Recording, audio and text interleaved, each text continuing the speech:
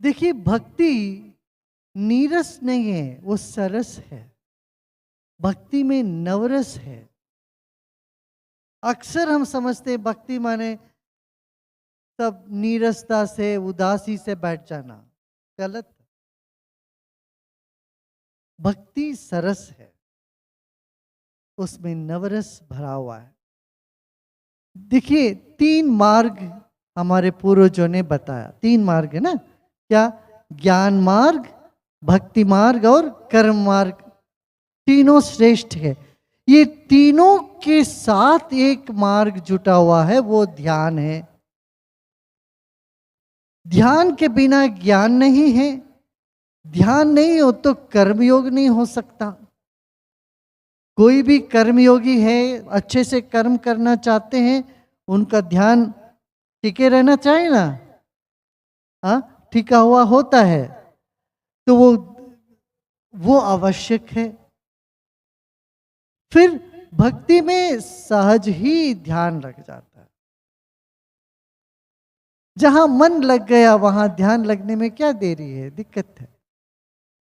महर्षि पतंजलि एक सूत्र में उन्होंने कह दिया, समाधि सिद्धि ईश्वर प्रणिधानात्। ईश्वर को समर्पण करने से समाधि सिद्ध हो जाता है। मेरा मुझ में कुछ नहीं है, जो कुछ है तेरा, ये समर्पण भाव है। इस भाव जागते ही आंसू बहने लगेगी, दिल खिलने लगता है, दिमाग की सारी चिंताएं मिट जाती है। ऐसी भक्ति किसको नहीं चाहिए? चाहिए कि नहीं, बताओ? चाहिए ना? भक्ति नहीं है जीवन में तो नीरसता है। आज यदि समाज मानसिक अस्वस्थता से जूझ रही है, इसका कारण कहीं भक्ति ढक गई, चली नहीं गई है। भक्ति है जैसे राख के ऊपर, अंगारे के ऊपर राख जम जाता है, ऐसे हमारे भीतर की भक्ति के ऊपर धूल जम गया। अभी सिर्फ उस पर फूंक डालना है, इसीलिए तो हम आए। फूंको थोड़ा सा अंगारे को, फिर चिंगारे उठने लगते हैं। ऐसे हमारे भीतर, सबके भीतर प्रेम है, विश्वास है, आनंद है, मगर तनाव से वो ढक गया है।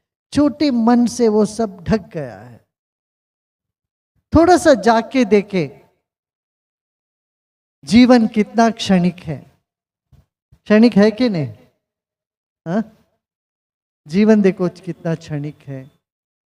देखते देखते 40-50 चला गया। मुझे लगता अभी मैं कल ही आया, अभी 12 साल बीत गया कोल्हापुर आए। समय ऐसे बीता जा रहा है, समय का भाड़ बहुत तेजी से चल रही है, हम उसमें बह जा रहे हैं। फिर भी हम समझ नहीं पा रहे हैं जीवन क्षणिक है। अभी थोड़े समय के इस जीवन को हम कैसे संभालें, कैसे जिए, यही जीवन जीने की कला है। हा? जीवन में चुनौतियां बहुत आते हैं, समस्याएं आती है, सुख भी है, दुख भी है। इन सभी परिस्थितियों में हमें अपने आप को कैसे चलाना, आगे ले जाना, डगमगाना नहीं, डोल पीट के आगे बढ़ना है। ये कैसे करें? यही ज्ञान है, यही जीवन जीने की कला है। देखो, देखते देखते 40-50 साल, 60-70 साल ऐसे गुजर गया, और 10-15-20 साल के बाद सब राख हो जाते हैं। शिव जी के मंदिर में जाते तो भस्म देते हैं, भस्म लगाते हैं ना हाथों में, माथे में। पता है क्यों लगाते हैं भस्म? हमें याद दिलाने के लिए, ये चमड़े जो है कुछ ही दिन के बाद, कुछ ही सालों के बाद ये ऐसे भस्म हो जाने वाला है भाई। इसका याद दिलाने के लिए भस्म लगाते हैं। शंकर भगवान भी भस्म से रमे हुए होते हैं। जब हमको ये समझ में आ गया जीवन क्षणिक है, तो दुख नहीं होता, उदासी नहीं होती है, खुशी उमड़ती है। जीवन को हम खेल के रूप में देखते हैं। यदि दुनिया में एक देश है, एक संस्कृति है जिन्होंने कहा जीवन एक खेल है, वो भारत देश है।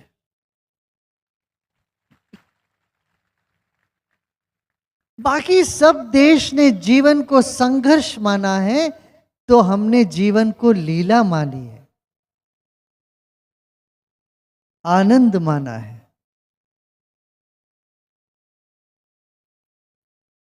तो भारतीय के हर एक के चेहरे में वो आनंद झलकना चाहिए, खुशी झलकना चाहिए। अरे सब कुछ ठीक होता हुआ कोई मुस्कुराए तो क्या बड़ी बात है उसमें। मगर जब चीजें बिगड़ने लगती है तब भी कोई मुस्कुराता है, तब मैं मानता हूं ये भारतीय है। क्यों? इसके भीतर वो आत्मविश्वास है कि सब ठीक होगा ही। क्यों? हम ईश्वर के हैं और ईश्वर हमारे हैं। प्रभु मेरे हैं, हम प्रभु के हैं। एक कहानी है जिसमें एक योद्धा नई शादी के बाद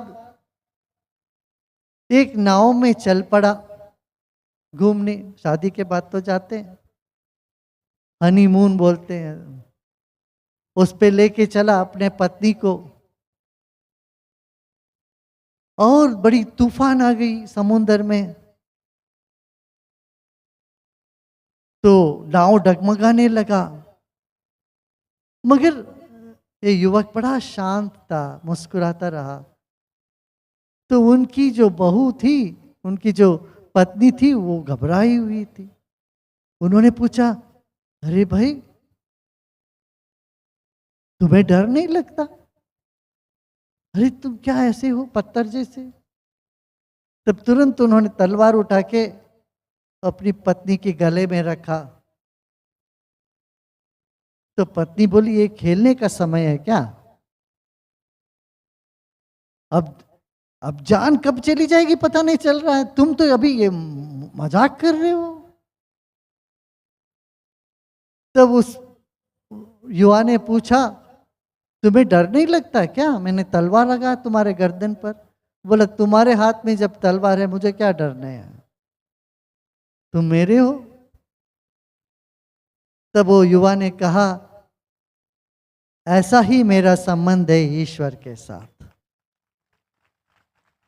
जब मैंने अपने जीवन का डोर उनके हाथ में पकड़ा दिया, मुझे किस बात की डर है?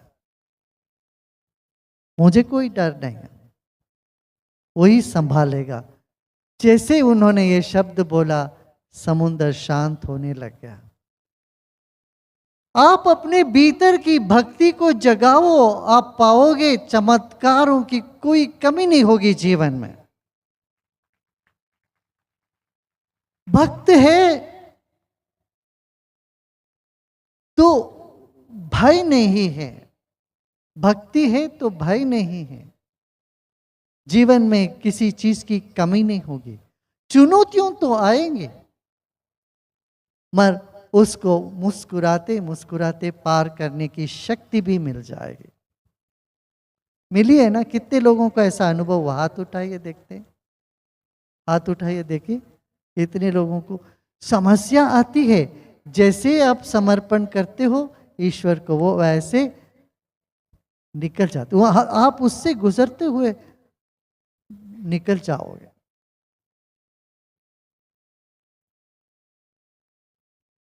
भक्ति को हम, भक्ति की अलग को जलाए रखें, जगा के रखें अपने भीतर। इसीलिए सत्संग है। तो ध्यान आवश्यक है, ज्ञान में, कर्म में और भक्ति में। और ध्यान ही हो, तुम्हारे दिल में प्रेम तो होगा ही, होता ही है, वो प्रकट होने लगता है। थोड़ी थोड़ी देर बैठ के आप ध्यान करें। ध्यान माने क्या? विश्राम करना, सजगता पूर्वक विश्राम ही ध्यान है। क्या सुन रहे हो ना सब लोग? सुन रहे हो? सजगता पूर्वक विश्राम, ये मान के चलना ईश्वर हमारे हैं, वो हमारी बात तो सुन ही रहे हैं, वो करेंगे, हमारे लिए मंगल ही होगा। जो सबसे उत्तम है वही हमारे साथ होगा, ये विश्वास दृढ़ करना है। और वो विश्वास दृढ़ हो जाए, इसीलिए हमारे गुरु का काम ही यही है। क्या?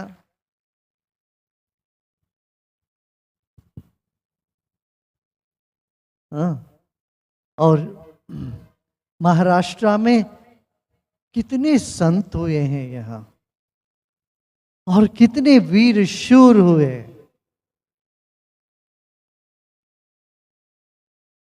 छत्रपति शिवाजी महाराज कितने भक्त रहे मां भवानी के, तो मां ने स्वयं मां के उनको तलवार प्रदान किया।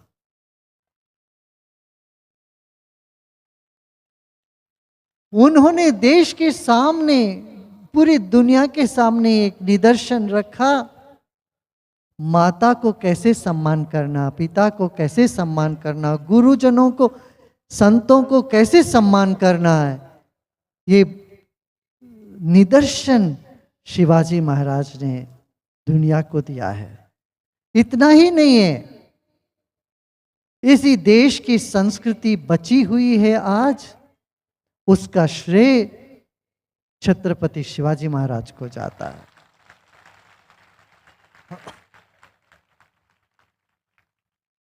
शायद आपको पता है कि नहीं पता है, मगर मराठा का और छत्रपति जी का प्रभाव श्रीलंका तक चला गया। उत्तर में तो गए ही थे, लाहौर से भी आगे, दक्षिण में आज भी तमिलनाडु के जो राजवंश है वो महाराष्ट्र से हैं।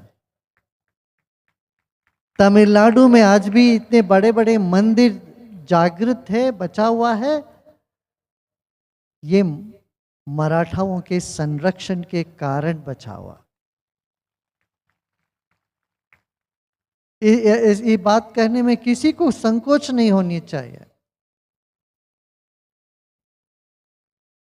तो वीरता शूरता के साथ भक्ति हो तो सफलता अवश्य मिलेगी।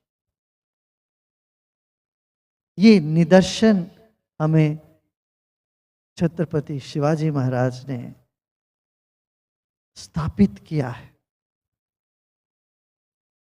ऐसे ही यह देश में संत तुकाराम हुए, ज्ञानेश्वर हुए, कितने सारे अन्य संत हुए। यहाँ पर अभंगनाद रचाया, विठल विठल विठल कहते कहते कहते कितने मीलों तक पदयात्रा आज भी करते हैं। पालकी चलती है, ढोली चलती है, लोगों को थकान नहीं होता, खुशी और आनंद उमड़ा रहता है कि नहीं? बताओ कितने लोग देखे हैं, पालकी चल रही है, हजारों घंटों तक चलते जा रहे हैं। मगर यदि हृदय में प्रेम है, शरीर भी साथ देता है। इसलिए और उस भक्ति को, ज्ञान को, कर्म को पुष्टि देने के लिए ध्यान अवश्य है, ध्यान करते रहना चाहिए। आज वैज्ञानिक लोग कहते हैं ध्यान करने से शरीर की रोग निरोधक शक्ति 5 गुना बढ़ जाता है, 5 गुना। और 100 से अधिक लाभ हमें होने लगता है। मन प्रसन्न होता है, बुद्धि तीक्ष्ण होती है, और आगे क्या करना है वो सूझने लगता है। और गुरु बिना ध्यान नहीं हो पाएगा। इसलिए शिक्षक के पास, एक गुरु के पास बैठ के ध्यान सीखना आवश्यक है। यहाँ बहुत सारे शिक्षक हैं कोल्हापुर में, अपना आर्ट ऑफ लिविंग के बहुत सारे शिक्षक, देखो यहीं सारे बैठे हैं काफी लोग। ये निरंतर लोगों के मदद में लगे हुए होते हैं। ऐसे युवाचार्य हैं। यहाँ बहुत सारे किसान और गांव के सरपंच भी विद्यमान हैं। और पहली बार कई लोग, हजारों में से दिव्यांग लोग भी आके बैठे। दिव्यांग यही दर्शाते हैं शरीर से बढ़कर मन का संकल्प है। शरीर की कमजोरी कमजोरी नहीं माना जाएगा, मन की कमजोरी कमजोरी माना जाता है। शरीर स्वस्थ है मगर मन कमजोर है तो क्या फायदा। यदि मन मजबूत है, शरीर में कुछ कमी भी है, तो जीवन खुशी खुशी आगे निकल जाता है, आनंद से आगे बढ़ने लगता है। तो दिव्यांग यहां बैठे हैं, इनके भीतर ऐसी प्रतिभा है, ऐसा प्रेम है, और सत्संग प्रेमी है, इसलिए आके बैठे। देखो कितने सारे, हजारों में बैठे, कितना 2000 से अधिक 2000 से अधिक दिव्यांग एक बार एक जगह आके सत्संग में शामिल हो रहे हैं। बहुत भव्य है, ये दिव्य है। ऐसे कितने सारे किसान आ रहे हैं। मैं किसानों के लिए एक छोटी सी बात कहना चाहूंगा। देखिए, भूमि में हम फसल उगाना हो तो हम क्या करते हैं, पहले हल चलाते हैं, सिंचन करते हैं, उसके बाद बीज बोते हैं, है ना, फिर फसल आने लगता है। जो फसल पृथ्वी से निकलती है वो शरीर को पुष्ट करती है, अन्न मिलता है। ऐसे मन के लिए आकाश में बोना पड़ता है हमको, वही है सत्संग। अब प्रार्थना करते वक्त ऐसे प्रार्थना करते हैं ना भगवान को, हाथ ऊपर उठा के करते हैं भगवान, करते कि नहीं। आकाश तत्व में, आकाश तत्व से आनंद की प्राप्ति होती है, पृथ्वी से अन्न प्राप्त होता है। तो हम आकाश तत्व को भूल ही जाते हैं। पंच तत्व में आकाश तत्व एक है, और आकाश तत्व में हम बीज बोते हैं। आकाश तत्व में हल चलाना, ज्ञान को सुनना, वहां सिंचन करना, कीर्तन करना, बीज बोना, मंत्रों का उच्चारण करना, फिर उसका फल क्या है, आनंद। तो आकाश तत्व को भूलो मत। क्यों? आपका मन आकाश तत्व जैसा है, आकाश से जुड़ा हुआ है। जैसे शरीर में पृथ्वी है, जल है, वायु है, अग्नि तत्व है, मन आकाश तत्व से और वायु तत्व के साथ जुड़ा हुआ है। प्राणायाम करके, ध्यान करने से और मंत्रों का उच्चारण ध्यान करके सुनने से आकाश में बीज बोआ जाता है। उसका फल आनंद, समृद्धि, प्रसन्नता, सफलता। बहुत मेहनत करने के बाद भी कुछ लोगों को सफलता नहीं मिलती है, कारण उनका आकाश सूख गया है। इस सूखी हुई आकाश को सिंचन करो, उस तत्व में बीज बो, तो आपको सफलता मिलती है। इसलिए हमारे ऋषि मुनियों ने कहा, क्रिया सिद्धिर भवति सत्वे महता नोपकरणे। सिर्फ उपकरण से क्रिया की सिद्धि नहीं होती है, सत्व को बढ़ाने से सिद्धि मिलती है, काम सिद्ध होता है। सत्व को बढ़ाने का तरीका है शुद्ध आहार, शुद्ध विचार और ध्यान। ध्यान करिए और आप आहार को शुद्ध रखिए, आप सबको मंगल हो। इतना ही कहूँगा। अभी हम लोग 5-7 मिनट ध्यान करें। हाँ, ध्यान करेंगे ना, बैठ जाओ। जो अभी बीच में कोई उठ के ना जाए, कोई 8, 5, 7 या 10 मिनट हम लोग ध्यान करते हैं। यही असली बात है, बाकी सब बातें तो होती रहती है। ओके, बैठ जाइए।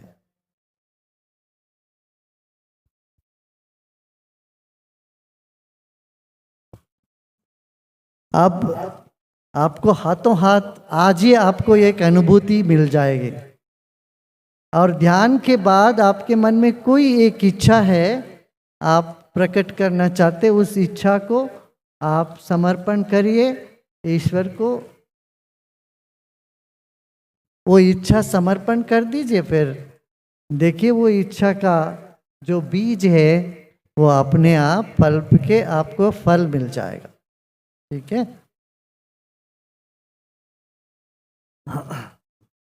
अच्छा, देखो, आपका शरीर में चेहरा है, मन का कोई चेहरा है क्या? शरीर को तो चेहरा है, मन का कोई चेहरा है? Is there any face to your mind? एक क्षण के लिए आंख बंद करिए, 15 सेकंड के लिए आंख बंद करिए, अपने मन को देखें। शरीर में तो चेहरा है, मन का कोई चेहरा है क्या?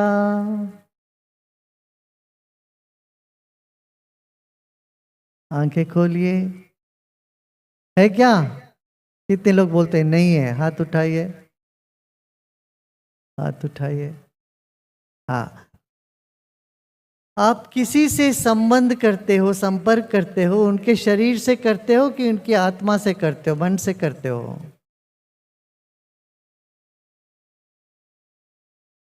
एक व्यक्ति गुजर जाते हैं, उनका मृत्यु हो जाती है, शरीर में चेहरा है, सब कुछ है, आप जाके उससे कोई संबंध नहीं हो, आप जाके उसको मशान घाट लेके पहुंच जाते हो, मगर उसकी आत्मा से तो हमारा मन लगी हुई है ना, उसके मन से हम जुड़े हुए होते हैं। उस मन का चेहरा है क्या? नहीं है। आपका मन का भी कोई चेहरा नहीं है, किसी का भी मन का कोई चेहरा नहीं है।